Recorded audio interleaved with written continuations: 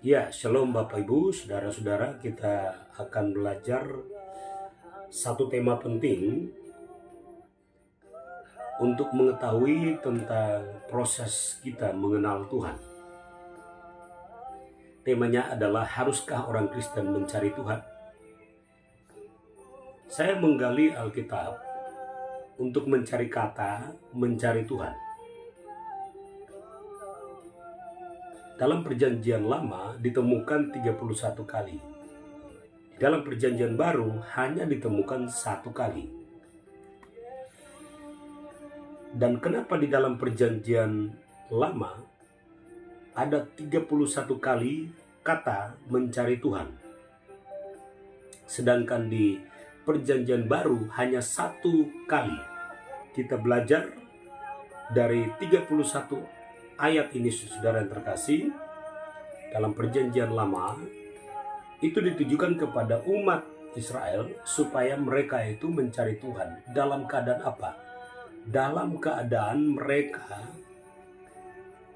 mengharapkan untuk benar-benar menemukan Tuhan, memimpin mereka. Kenapa? Karena saudara-saudara, dalam kisah perjalanan Israel, dari sejarah demi sejarah yang dipimpin oleh para nabi sebelum sampai kepada masa raja-raja, saudara-saudara, mereka dianjurkan untuk mencari Tuhan.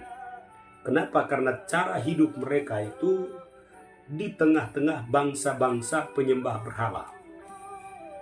Dan gaya hidup mereka atau kebiasaan hidup mereka bisa terpengaruh dengan cara hidup orang-orang yang menyembah berhala.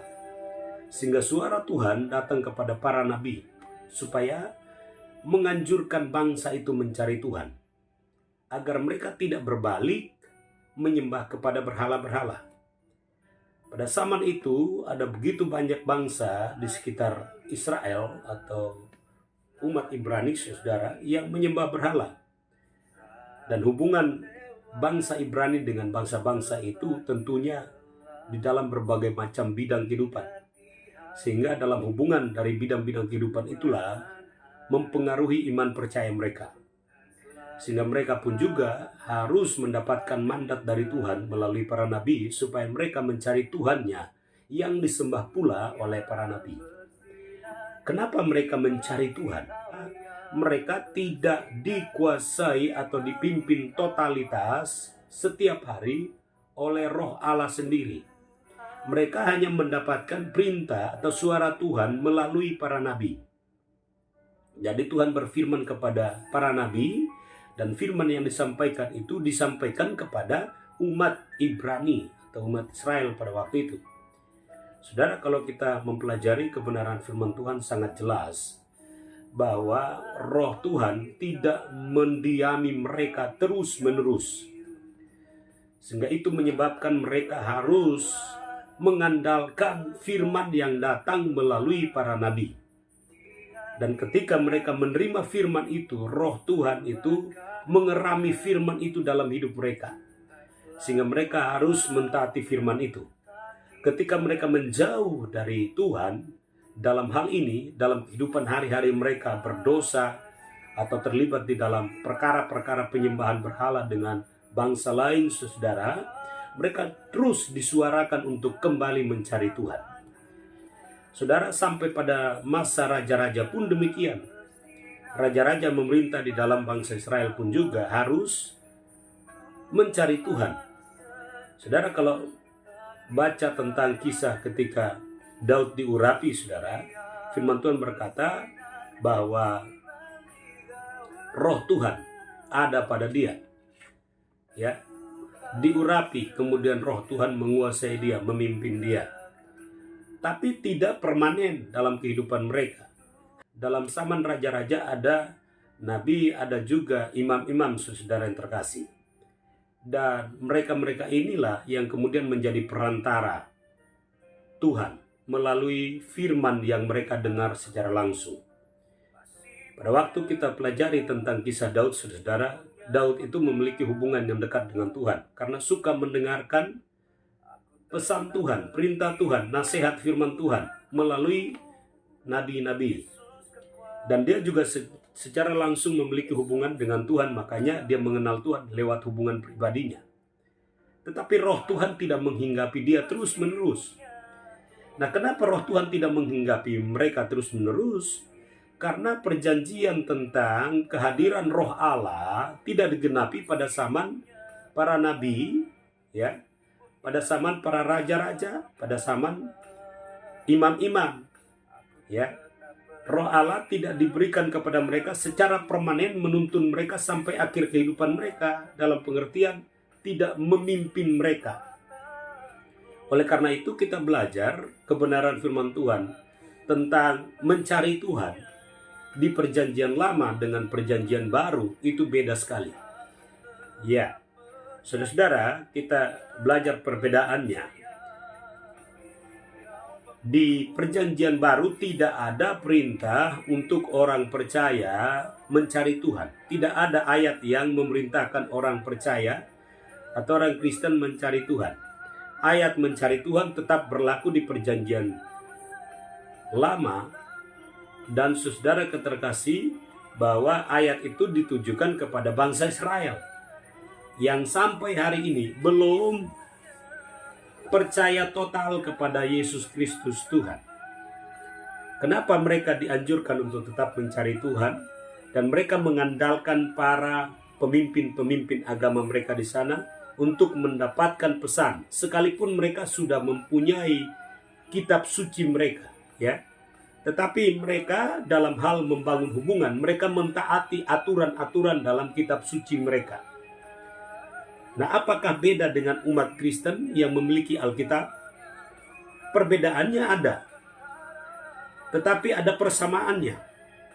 Perbedaannya adalah bahwa mereka mencari Tuhan melalui perantara kitab suci yang ada dengan hukum Taurat. Ya, persamaannya adalah mereka memiliki kitab suci. Dengan kita pun kita memiliki kitab suci. Dan sebagian besar daripada Alkitab, saudara-saudara, isinya juga ada pada kitab orang Yahudi atau umat Yahudi. Saudara yang terkasih, sama kesamaannya dalam hal kitab suci, ya, tetapi berbeda dalam kepemimpinan roh Tuhan. Bedanya di mana? Beda di dalam Yohanes 4 ayat 21 sampai ayat 24. Kata Yesus kepadanya, "Percayalah kepadaku, hai perempuan, saatnya akan tiba bahwa kamu akan menyembah Bapa bukan di gunung ini dan bukan juga di Yerusalem." Mereka menyembah Tuhan di tempat, ya. Samaria menyembah di gunung, umat Israel menyembah di Yerusalem. Yerusalem itu yang disebut sebagai Bait Allah, tempat mereka menyembah. Nah, apakah bedanya antara Bait Allah pada zaman perjanjian lama yang ada di Israel dengan umat Kristen yang ada di dunia saat-saat ini yang beribadah di gereja-gereja atau gedung gereja? Persamaannya adalah di Bait Allah di Israel ada penyembahan pada waktu itu. Tapi sampai sekarang Bait Allah yang kita lihat dan kita ketahui bersama di Israel itu sudah berubah fungsi menjadi masjid, Masjid Al-Aqsa. Ya, sehingga umat Israel tidak beribadah di situ lagi. Mereka beribadah di tempat-tempat mereka yang khusus. Ya. Saudara, di Yerusalem disebut kota, ya, tempat mereka menyembah. Dan pusat penyembahan mereka adalah Bait Allah tadi. Tetapi sampai hari ini tidak ada lagi penyembahan yang dilakukan oleh umat Yahudi di Bait Allah karena berubah fungsi menjadi masjid, ya.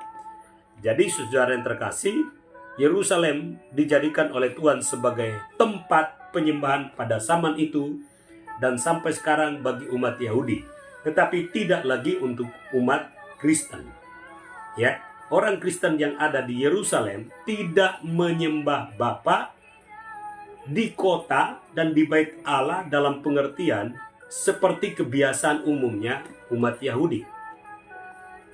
Nah, kenapa begitu? Karena saudara-saudara, kita baca ayat selanjutnya dalam Yohanes 4 ayat 22. Kamu menyembah apa yang tidak kamu kenal, kami menyembah apa yang kami kenal, sebab keselamatan datang dari bangsa Yahudi. Ayat 23. Tetapi saatnya akan datang dan sudah tiba sekarang, bahwa penyembah-penyembah benar akan menyembah Bapa dalam roh dan kebenaran. Sebab Bapa menghendaki penyembah-penyembah demikian. Saya menjelaskan ayat yang 23 ini lebih jelas untuk memberi gambaran kepada kita, pemahaman kepada kita bahwa perubahan penyembahan dari tempat ke dalam roh, ya, dari gunung, dari kota Yerusalem ke dalam roh manusia, ke dalam roh. Jadi sarana yang digunakan bukan lagi gunung dan kota, tetapi adalah roh manusia, ya. Jelas sekali ayat ini berkata, sekali lagi saya baca, tetapi saatnya akan datang dan sudah tiba sekarang. Sekarang itu kapan? Pada waktu Yesus ada di Israel pada waktu itu 2000 tahun yang lalu. Itulah disebut sekarang. Sekarang itu tidak berbicara waktu pertemuan antara Yesus dengan perempuan Samaria, tetapi waktu kehadiran pertama kali Yesus di Israel pada waktu itu.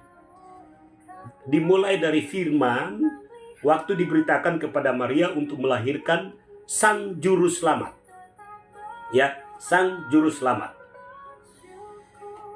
Karena ayat 22 berkata, kamu menyembah apa yang tidak kamu kenal, kami menyembah apa yang kami kenal, sebab keselamatan datang dari bangsa Yahudi. Keselamatan. Sejak berita tentang Kristus datang sebagai Juru Selamat, yang diberitakan kepada Maria, kemudian mengandung dan melahirkan Sang Juru Selamat, disitulah proses penyembahan di dalam roh. Dan yang menyembah pertama kali di dalam roh adalah Maria. Sekalipun dia belum mengandung, dia menyembah. Dia menyembah, bukti penyembahannya adalah menerima pesan keselamatan itu. Sikap menerima dan mempercayai bahwa dia akan mengandung Yesus, Sang Juru Selamat, adalah sikap penyembahan. Waktu malaikat memberitakan berita sukacita itu, saat itulah hatinya mulai percaya. Nah, kata mulai percaya, disitulah titik awal. Sama pengertiannya dengan mulai menyembah. Lalu kemudian kisah ini menegaskan tentang penyembah dalam roh dan kebenaran. Nah, ada dua kata roh, saudara-saudara. Roh yang digunakan di ayat yang ke-23 ini adalah berbicara tentang roh dan kebenaran. Roh di sini ada kata R, ya, kecil, dan kebenaran, ya. Menyembah Bapa dalam roh kecil di sini adalah roh manusia dan kebenaran. Kemudian ayat yang ke-24, Allah itu roh dan barang siapa menyembah dia harus menyembahnya dalam roh dan kebenaran. Sama. Allah itu roh, roh di sini Roh Kudus. Ya, Allah itu roh, Allah sendiri. Allah itu sendiri adalah roh. Roh di sini ada kata R besar. Lalu barang siapa menyembah dia, menyembah Allah, harus menyembah dia, menyembah Allah dalam roh, roh kecil, yaitu roh manusia dan kebenaran. Jadi peralihan tentang tempat penyembahan dari gunung, dari Yerusalem, beralih ke dalam roh manusia. Jadi tidak dibatasi lagi oleh tempat, tetapi dipimpin, dikuasai oleh roh Tuhan di dalam roh manusia. Jadi tidak menunggu, sebab begini saudara, bentuk penyembahan di gunung dan di Yerusalem itu bentuknya adalah liturgi atau sebuah ritual. Ritual-ritual itu ada waktu-waktunya, perayaan-perayaan dan lain sebagainya. Pertanyaannya, apakah bangsa Israel yang menyembah di Yerusalem dan umat Samaria menyembah di gunung itu, mereka tidak menyembah di dalam roh.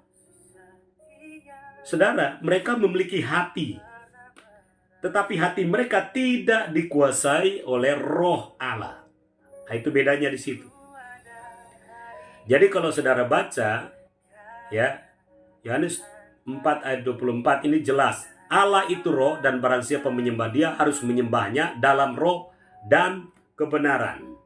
Lalu lanjutannya saudara baca di dalam Kisah Para Rasul. Kisah Para Rasul 1 ayat yang ke-8. Ini jelas sekali. Tetapi kamu akan menerima kuasa kalau Roh Kudus turun ke atas kamu, dan kamu akan menjadi saksiku di Yerusalem dan seluruh Yudea dan Samaria sampai ke ujung bumi. Ayat ini memberi gambaran jelas kepada orang Kristen, bahwa orang Kristen ketika percaya kepada Yesus, di dalam rohnya akan kemudian dipimpin sepenuhnya oleh Roh Kudus. Waktu Roh Kudus memimpin kita, maka saudara-saudara yang terkasih, kita menerima kuasa. Bentuk penyembahan yang kita miliki berbeda dengan bentuk penyembahan yang ada di dalam umat Israel atau orang Samaria, suku Samaria, saudara-saudara. Bedanya di mana? Bahwa kita dipimpin roh Allah, sehingga roh kita menyatu dengan roh Allah untuk menyembah Bapa di dalam kebenaran, ya, di dalam roh dan kebenaran. Itu tidak terbatas oleh waktu, dan selama roh Allah ada di dalam kita dan kita tetap percaya, saat tetap kita percaya itulah saat itu sepanjang hidup kita sampai mati, itu adalah hidup di dalam penyembahan. Ya, hidup dalam penyembahan. Kita tidak dibatasi oleh tempat untuk mencari Tuhan di gereja, tidak. Maka itu prinsip mencari Tuhan itu tidak diberlakukan kepada orang Kristen supaya mencari Tuhan di gereja, tidak. Atau mencari Tuhan di persekutuan-persekutuan doa, atau mencari Tuhan di event-event rohani. Tapi cara kita mencari berubah dari mencari ke dalam penyembahan. Menyembah langsung. Jadi dimanapun kita berada, entah di rumah, di kantor, di jalan, di atas kendaraan, ya, di toilet sekalipun, kita tetap menyembah Bapa di dalam roh dan kebenaran. Itu bedanya. Ya, makanya tradisi-tradisi ibadah yang ada di Israel sebenarnya tidak perlu kita lakukan terus-menerus. Karena tradisi itu sebenarnya meneguhkan iman mereka untuk percaya akan kedatangan Kristus. Semua tradisi di Israel itu gambaran tentang kedatangan Kristus bagi mereka. 2000 tahun yang lalu Kristus sudah datang kepada mereka, tetapi mereka menolak. Makanya di Israel itu hanya ada berapa orang saja atau jumlah komunitas-komunitas Kristen yang percaya kepada Yesus itu sedikit sekali di Israel. Ya, sedikit sekali. Dan mereka tidak menyembah Bapa di Yerusalem sebagai tempat ritual penyembahan lagi, tidak. Mereka tidak mencari Tuhan lagi dengan cara yang sama. Mereka sama dengan kita yang ada di Indonesia, orang Kristen di Indonesia atau bangsa-bangsa lain yang sudah percaya kepada Tuhan Yesus dan menyembah Dia di dalam roh dan kebenaran. Itu persamaannya kita dengan umat Kristen Israel, ya, saudara yang terkasih. Jadi saudara yang terkasih, sebagai pesan untuk kita semua, bahwa orang Kristen tidak perlu mencari Tuhan lagi. Kenapa? Karena Kristus sudah datang 2000 tahun yang lalu. Setiap kita sudah diajarkan kebenaran, dan hubungan pribadi kita dengan Tuhan adalah hubungan wajib. Tidak perlu dituntun banyak orang. Makanya 1 Yohanes 2 ayat 27 berkata, pengurapan itu ada padamu. Engkau tidak perlu diajar lagi. Karena pengurapan itu mengajar engkau tentang segala sesuatu. Segala sesuatu itu apa? Perkara-perkara rohani yang sudah ada di dalam diri kita masing-masing sebagai orang percaya. Jadi orang percaya kepada Yesus dipimpin oleh roh Allah. Roh Allah itu tidak diam sebagai pribadi yang kemudian memimpin kita begitu saja. Tetapi dia memperlengkapi kita dengan karunia, dengan kuasa, dengan keinginan, dengan hasrat rohani, dengan kemauan besar. Hanya kita tinggal mengaktifkan aktivasi rohani kita, sehingga kita betul-betul memiliki hubungan yang kuat dengan Roh Kudus untuk bersekutu dengan Dia. Sehingga dimanapun kita berada, kita bisa berdoa, kita bisa bicara dengan Roh Kudus, kita bisa menyanyi, menyembah. Ya, kenapa? Karena Roh Allah itu yang menuntun kita. Di dalam hukum kasih karunia, kita dikuasai, dipimpin oleh Roh Allah. Oleh karena itu, jangan dukakan Roh Kudus dengan cara mendiamkan Roh Kudus, atau cuek dengan Roh Kudus, atau memadamkan roh. Jangan padamkan roh. Biarlah rohmu menyala-nyala dan layanilah Tuhan. Kata melayani Tuhan itu tidak hanya dalam aktivitas rohani, tetapi melayani Tuhan itu di dalam roh. Memuji Tuhan itu juga melayani Tuhan. Ya, berkata-kata, berdoa untuk orang lain dalam roh kita itu juga dalam melayani. Ya, kiranya saudara diberkati dengan pengajaran ini. Tuhan Yesus memberkati saudara.